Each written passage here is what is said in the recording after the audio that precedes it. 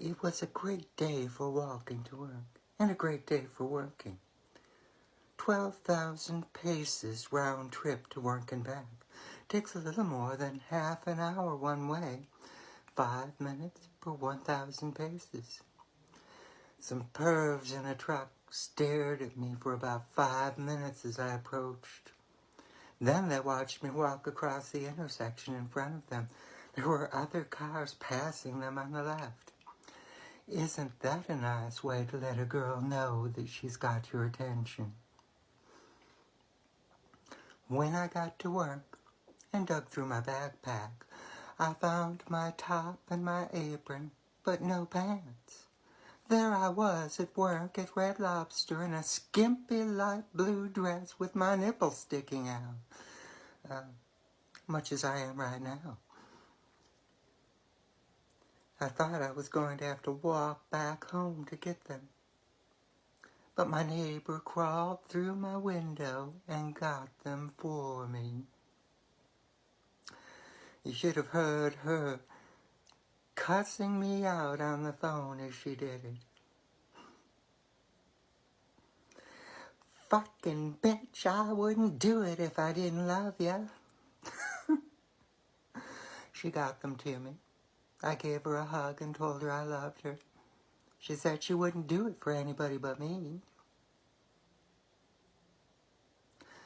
I told another server I probably could have gotten more business without them. At work, I was really having fun with my customers.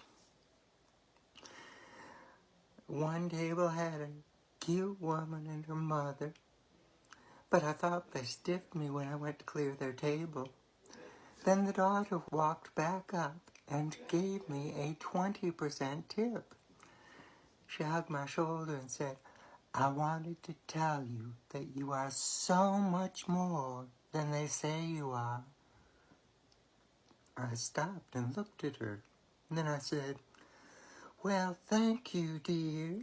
That's real sweet of you. I put my hand on her shoulder. I would have hugged her anyplace else, but not at work. That pretty much set the pace for the day. Everybody knows that one of the male servers was hooking me up for a threesome weekend in Miami with a cute guy and his hot girlfriend. 2 of my co-workers were talking about it in front of me.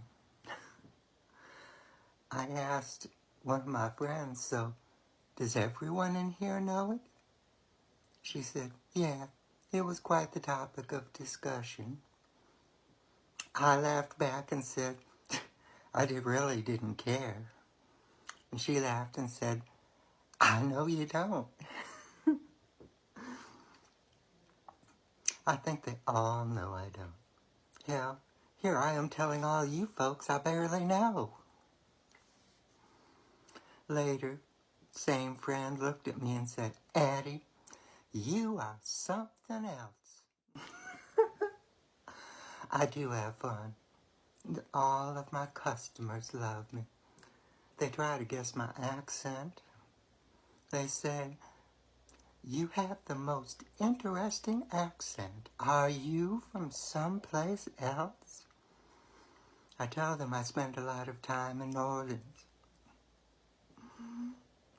People say, that's what I thought.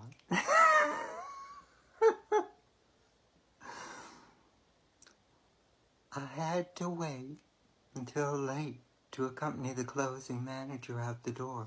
There has to be 3 people leaving together so that the last 2 who are on duty must stick around.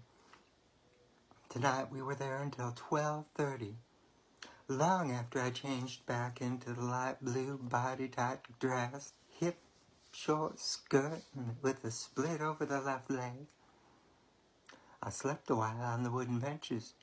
Haven't slept on anything that rough in a couple of years, though I have since.